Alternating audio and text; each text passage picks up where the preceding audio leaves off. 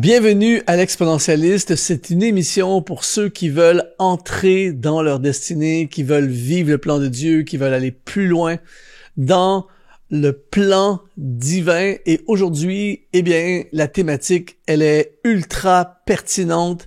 C'est ton avenir a été pris en charge. Tu vas être ultra encouragé. Reste jusqu'à la fin de cette vidéo parce que nous allons découvrir ensemble à quel point Dieu a pris en charge notre avenir. Tout ce qui va suivre a été pris en charge. Donc, tu peux être rassuré aujourd'hui, tu peux être dans la paix totale parce que ton avenir a été pris en charge.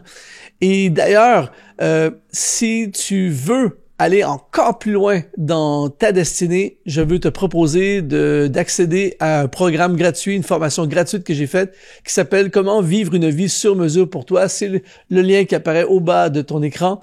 Et on va continuer ensemble après cette vidéo dans ce programme. C'est tout à fait gratuit. Comment vivre une vie sur mesure pour toi. Alors aujourd'hui, on parle de notre avenir qui a été pris en charge et ce qui me fascine semaine après semaine alors qu'on fait ces émissions, c'est de voir on a des gens qui nous suivent de partout dans le monde. C'est juste incroyable et je suis tellement honoré, je suis touché profondément aussi. Et une des choses que j'aime, c'est quand vous écrivez, quand tu écris d'où tu viens. Et aujourd'hui, j'aimerais qu'on puisse bombarder le chat et qu'on écrive quelque chose du genre, par exemple, on pourrait écrire « Je suis de Abidjan et je crois que mon avenir a été pris en charge. Je donne mon avenir à Dieu. J'ai confiance à Dieu pour mon avenir. Je suis de Port-au-Prince. Mon avenir a été pris en charge. Je suis de Montréal au Canada. Mon avenir a été pris en charge. » Alors, on bombarde le chat de partout où on est dans le monde et on va s'encourager mutuellement. On est une communauté, on est les exponentialistes et ensemble, on va accomplir le plan de Dieu. Alors aujourd'hui, on parle de justement cet avenir qui a été pris en charge. Il y a quelque temps de ça, j'ai vu une interview, ça m'a touché, en fait, j'ai trouvé ça incroyable, l'histoire. C'est un agent immobilier de prestige à New York qui reçoit un appel d'une dame qui dit « J'aimerais visiter un appartement, je veux acheter un appartement pour ma fille, pour ses études à Manhattan, dans un quartier très cher. » Et il lui dit « Quel est votre budget? » Elle dit « J'ai un budget d'environ 4 ou 5 millions pour acheter un appartement. » Je sais pas pour toi, mais je trouve que c'est ta mère qui veut t'acheter un appartement de 5 millions. Il y a pire que ça dans la vie. Et donc, il dit « Parfait, madame, je vous donne rendez-vous demain à tel endroit, puis on va aller visiter des appartements. » Alors, il se donne rendez-vous. Et lorsqu'il arrive au rendez-vous le lendemain, il est surpris de voir cette jeune femme asiatique qui était là et il trouvait ça bizarre, acheter un appartement pour sa fille alors qu'elle avait plus l'air de la fille que de la maman. Et donc, il a salué tout ça et dit « C'est vraiment vous qui voulez acheter un appartement pour votre fille? » Et elle a dit « Oui. » Et là, elle a mis sa main sur son ventre. Elle dit « Pour ma fille qui va arriver dans quelques mois. » Et là, en fait, il a compris qu'elle voulait acheter un appartement pour sa fille, pour son futur. Là, elle a expliqué, oui, je veux tout de suite l'acheter pour quand ma fille va avoir 18 ou 20 ans pour ses études, tout ça. Je veux qu'elle ait un appartement à Manhattan. Et son budget, à ce moment-là, était de 5 millions. On peut imaginer combien vaudra l'appartement dans 18 ou 20 ans. Et quand j'ai vu ça, il y a une partie de moi qui était wow, chanceuse, cet enfant est vraiment a beaucoup de chance d'avoir une maman fortunée comme ça qui peut lui acheter un appartement, mais c'est surtout la pensée m'est surtout venue à cet effet que cet enfant qui n'est pas encore né, eh bien, sa mère a déjà pris en charge son avenir pour ses études. Tout a été pris en charge. Cet enfant, en fait, va arriver et déjà, ses études et l'endroit où elle va habiter a été pris en charge. Eh bien, j'aimerais t'annoncer une bonne nouvelle. C'est exactement la même chose avec Dieu. Ton avenir a été pris en charge. On va regarder quelques textes ensemble et tu vas voir, c'est ultra inspirant. Parce que Dieu prend soin de nous et Dieu est concerné par ton avenir. Dieu prend soin de ton avenir et Dieu a un avenir pour toi. L'émission que tu regardes en ce moment est rendue possible grâce à des sponsors qu'on appelle les activateurs de destinée. Si tu veux toi aussi nous aider à continuer à diffuser ces émissions pour rejoindre le plus grand nombre, eh bien tu peux aujourd'hui devenir un activateur de destinée. Tout ce que tu as à faire, c'est d'aller dans le lien qui apparaît dans la description de cette vidéo. De retour à ton émission. Laisse-moi lire pour toi dans le livre de l'Exode au chapitre 1 au verset 22. Il est écrit, et ensuite le chapitre 2, verset 1, Il est écrit, alors Pharaon donna cet ordre à tout son peuple, vous jetterez dans le fleuve tout garçon qui naîtra et vous laisserez vivre toutes les filles. En fait, ici, on a un génocide littéralement. Le pharaon, le peuple égyptien trouvait que les Juifs prenaient de plus en plus de place, tout ça, et il a voulu cesser, couper, casser l'avenir de ce peuple. Et donc, il a dit, on va éliminer tous les gars qui vont naître. C'est un tueur, littéralement, un tueur d'avenir. Et autant Dieu a pris ton avenir en charge, autant il y a un adversaire parfois qui veut détruire ton avenir. Mais la bonne nouvelle, c'est que c'est toujours Dieu qui gagne. Dans Exode chapitre 2, verset 1, ça dit, un homme de la maison de Lévi avait pris pour femme une fille de Lévi. Et cette femme devint enceinte et enfanta un fils. Elle vit qu'il était beau, elle le cacha pendant 3 mois. Et là, ici, évidemment, si tu connais le récit biblique, on parle de la naissance de Moïse. Tu peux pas avoir un plus mauvais temps dans l'histoire pour naître. Imagine, tu es un gars, tu nais à l'époque où les gars se font tuer. Et normalement, Moïse doit mourir.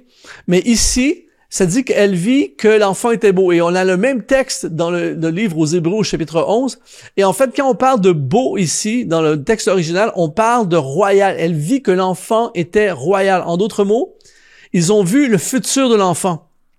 Et ça a changé complètement le présent. Et là, on lit au verset 3, ne pouvant plus le cacher, pendant 3 mois, elle l'a caché, et là, ne pouvant plus le cacher, elle prit une caisse de jonc qu'elle enduisit de bitume et de pois, elle y mit l'enfant, une scène incroyable.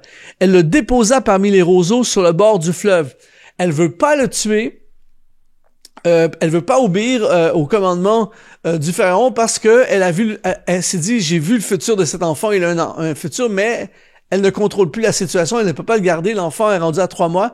Et là, j'aime dire qu'elle l'a mis dans le panier, elle l'a envoyé, elle l'a lancé sur le fleuve du destin. Mais la bonne nouvelle aujourd'hui pour toi et moi, c'est que notre destin est dans sa main, dans la main de Dieu.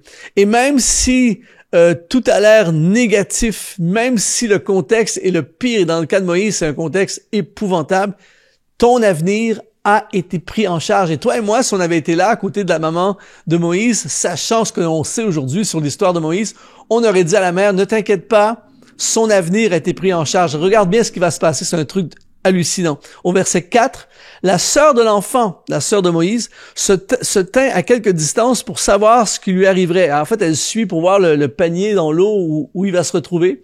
Et là, au verset 5, il est écrit, la fille de Pharaon descendit au fleuve pour se baigner et ses compagnes se promenèrent le long du fleuve. Elle aperçut la caisse au milieu des roseaux et elle envoya sa servante pour la prendre. Elle l'ouvrit et elle vit l'enfant. Quelle scène! C'était un petit garçon qui pleurait, elle eut pitié et elle dit, c'est un enfant des Hébreux.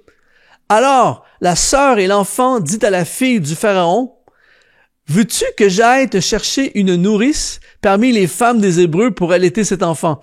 Et elle répondit, va, lui répondit la fille de Pharaon, et la jeune fille alla chercher la mère de l'enfant, la mère de Moïse. La fille de Pharaon lui dit, emporte cet enfant, allaite-le pour moi, je te donnerai ton salaire. La femme prit l'enfant et l'allaita.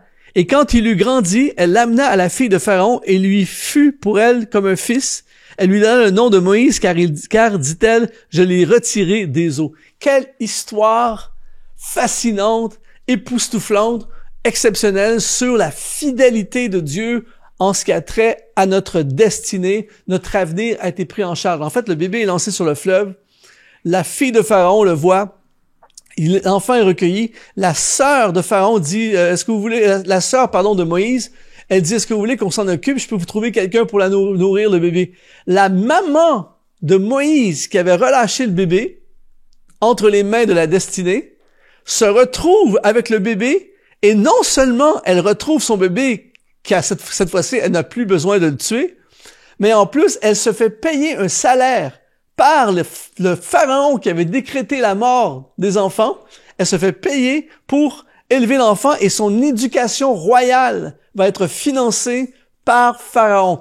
Je sais pas pour toi, mais c'est le genre de truc qui me fait dire Amen. C'est le genre de truc qui me fait dire Dieu est grand et qui confirme que ton avenir a été pris en charge. Il va avoir la meilleure des éducations.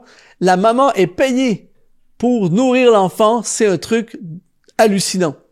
Ensuite, ça va pas finir cette histoire-là. Plus vieux encore, Moïse va faire une erreur. C'est pas parce que tu fais une erreur dans ta vie que tu désobéis, que tu fais une erreur. L'idéal, c'est de ne pas faire d'erreur.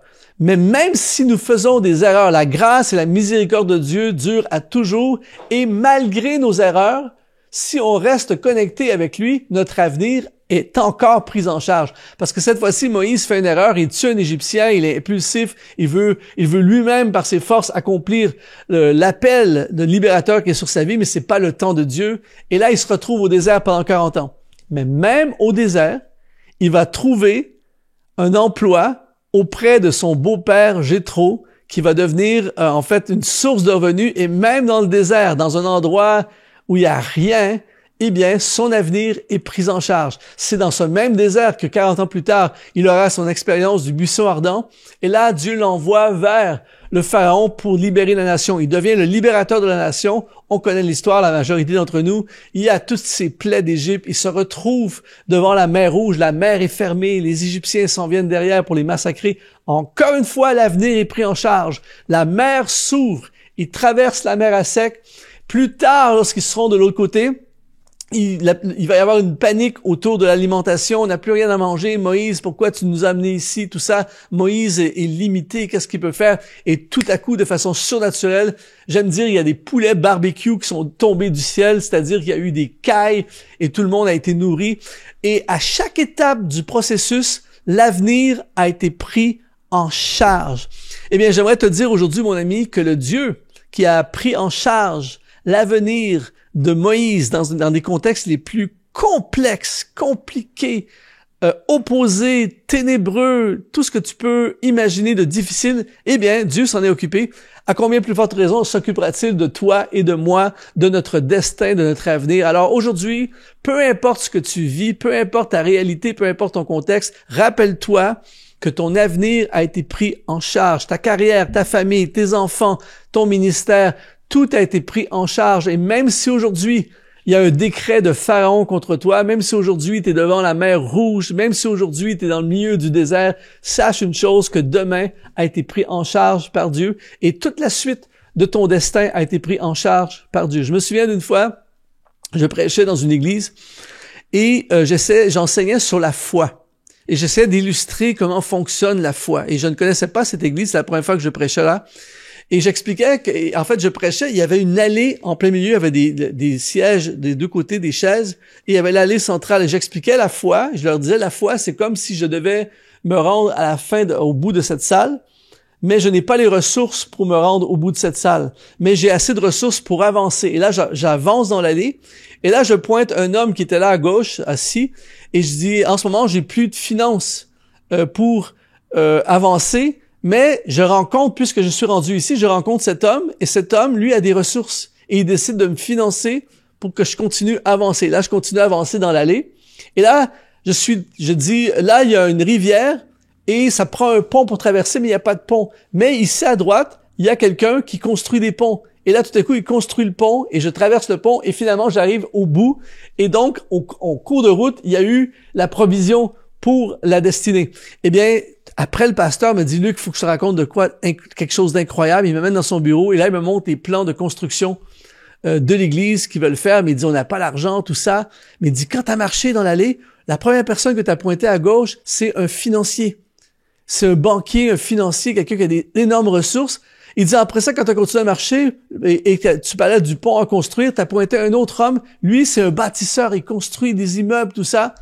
Et ce qui est hallucinant dans cette histoire, c'est qu'après ce message, le Saint-Esprit a parlé à ces deux personnes et d'autres personnes, et j'ai eu la chance, quelques temps plus tard, de inaugurer cette salle qu'ils ont construite grâce en partie à ces personnes-là. Alors, la foi fait en sorte qu'on croit à partir d'aujourd'hui que notre avenir a été pris en charge. Ne t'inquiète plus de demain, fais confiance à ton Dieu, marche dans ta destinée et sois certain d'une chose, tout a été préparé, prévu par ton Dieu. Si ça te parle aujourd'hui, eh bien, je t'invite à rejoindre mon programme gratuit « Comment vivre une vie sur mesure pour toi ». J'espère que tu as été inspiré.